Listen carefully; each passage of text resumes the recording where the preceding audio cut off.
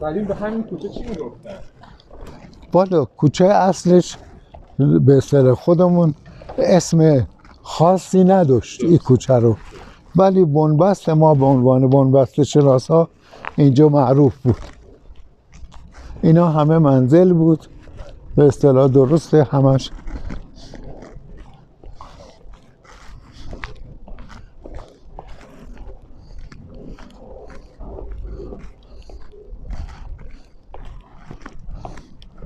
دو تا بنبست شناسا داره، یکی هم او بر هست، بله اونم از اقواممون هستن.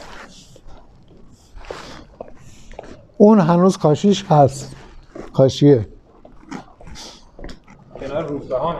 بله حضورتون که اصلا چیزی که من الان دقیقا یه دفعه یادم افتاد، شهرداری هر روز عصر به اصطلاح تو کوچه ها فانوس آویزون کرده بودن و این نقطه رو من دقیقا یه دفعه الان دیدم یاد افتاد به اون فانوس. کجاست؟ دقیقا این نقطه کنار این چوب، این به اصطلاح چراغ دریایی میگفتن، اینجا نصب بود و از طرف شهرداری میمدن اینجا، نبردمونی دستشون بود و یه پیت نفت، یه مقدار نفت میکردن توش و چراغ روشن میکردن. البته نفته اینقدر زیاد نبود که تا آخر شب طول بکشه، ولی حداقل مثلا تا 8 و 9 شب روشن بود و کوچه رو به اصطلاح روشن میکرد. همه محل های شیراز معمولا این چراغ دریایی بود و روشن میکردن.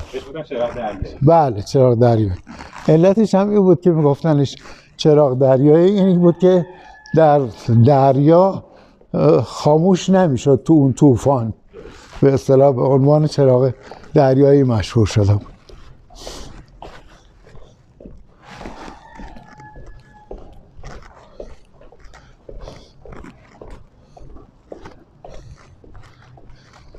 خونه ها اکثرا بازسازی شده و در واقع خونه های اصلی نیست.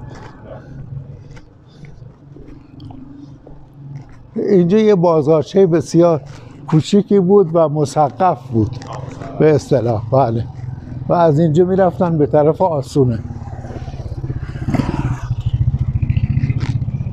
حالا اسمی هم داشت بازارچه؟ جانم؟ اسمی هم داشت؟ نه به اون صورتتون یه 2 تا مغازه بیشتر نبود. بله تا اونجایی که خاطرم میاد اینجا حمام صدرا بود. حمام صدرا؟ بله این حمام پله میخورد میرفت پایین و از جمله به اصطلاح حمامایی بود که خودش گاورو داشت و خودش چاق‌منبه داشت. از اونجا درست پشت اینجا چاق بود و منبع بود، بعد آب رو به وسیله گاو یا گوسفند آب میکشن میبردن بالا و علت این هم که این پله میخورد میرفت پایین این بود که او آب سوار بشه روی به اصطلاح حمام، بدون آب به اصطلاح برسونه به حمام.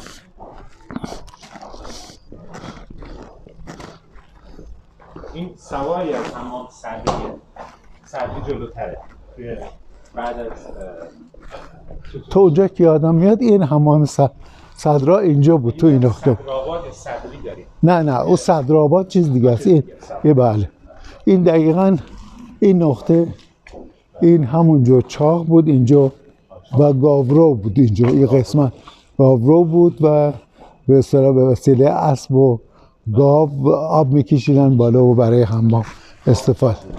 بله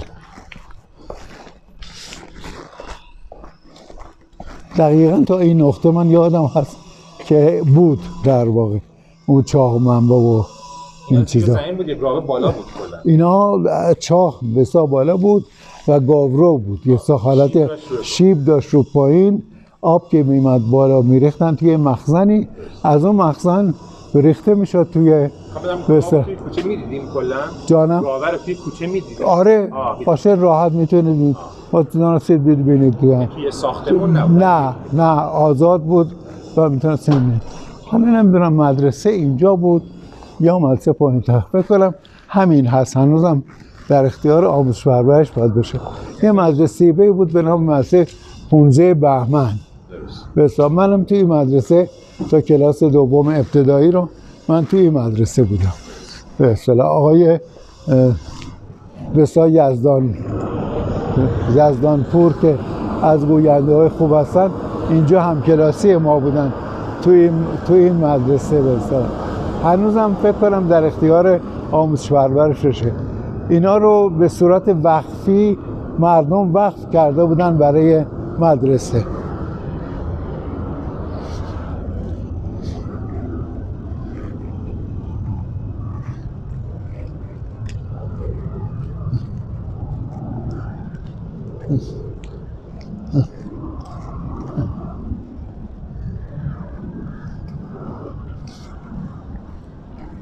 اینجا هم که امامزاده زنجیری است کنار مسجد نصرالملک. تکه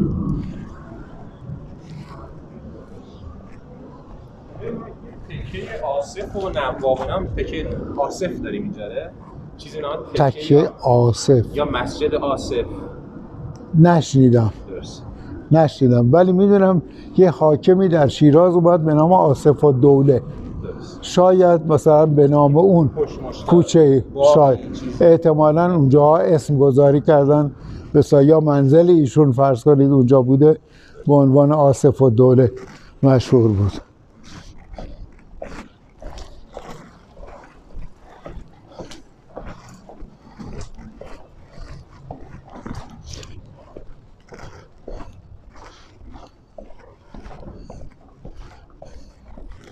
اینجا هم که به اصطلاح مسجد امامزاده زنجیری معروف بود. 2 تا زنجیر اینجا آویزون بود، این نقطه و این نقطه.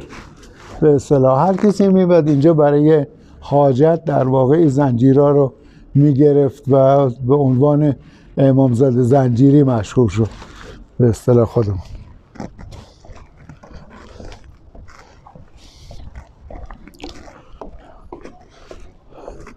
البته تمام این کوچه ها قلبه کاری بود.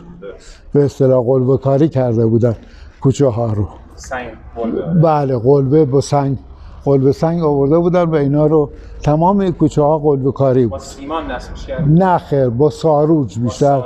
بله یک نوع مثلا آشغال رو به اضافه فضله کبوتر و چند آهک و این چیزا مخلوط میکردن و هم دیگه، هم برای بازسازی به اصطلاح منبع آبی‌ها بود که مثل سیمان عمل میکرد، یعنی آب توش نفوذ نمیکرد.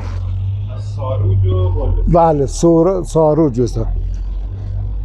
البته بیشتر به اصطلاح با آهک،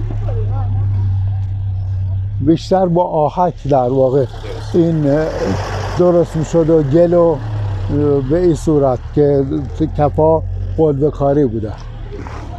اینجا هم که مسجد نصرالملک هست و مشهور و به قول معروف معرف حضورتون هست. محلهایی که به اصطلاح به این صورت این سکوها نصب میشد علتش این بود که مثلا اگر یک کسی کاری داشت، فرض کنه خانمی مسئله داشت از نظر رفتن توی مسجد، توی این محله میشنستن به اصطلاح که تو مسجد نباید میرفتن، این بود که از این به اصطلاح سکوها استفاده میکرد. اینا همه قلبه کاری و تا اون سر کوچه و اینجاها بود. کجای شیراز قلبه کاری بود؟ قلبه و ساروج؟ تمام اکثر کوچه های شیراز بیشترشون، به خصوص که اینجا شاهنشین بود به قول، یعنی محله درشیخ اصولا شاهنشین بود به اصطلاح خودمون بزرگان شهر، کما که مثلا قوام هم حتی اینجا خونه تهیه کردن. علتش این بود که بیشتر به اصطلاح ملاک‌ها و کسانی که به قول معروف تاجر بودن بیشتر تو این محل زندگی میکردن، به عنوان به اصطلاح شاهنشین شیراز بود. اینجوری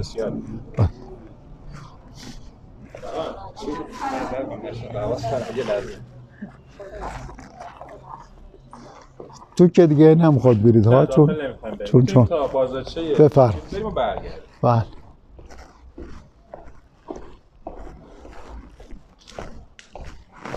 این یه چیز جدیدیه، من ندیده بودم اصلا اینجا رو.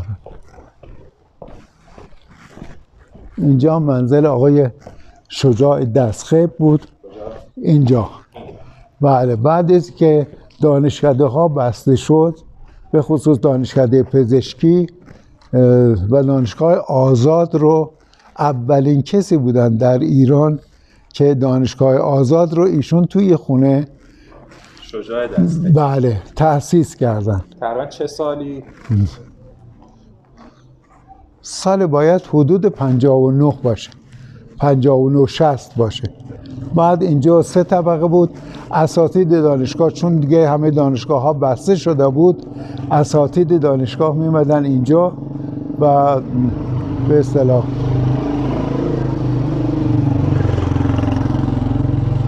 ایشون سالن تشریح درست کرده بودن اینجا و اولین در واقع دانشگاه آزاد رو ایشون مؤسسش بودن به اصطلاح. با پشتیبانی آقای آیت الله منتظری اینجا تأسیس شد و واقعا هم دانشجو گرفتن و متاسفانه به آخر نرسید که منحل شد و مسئله به یه شکل دیگه در اومد. حالا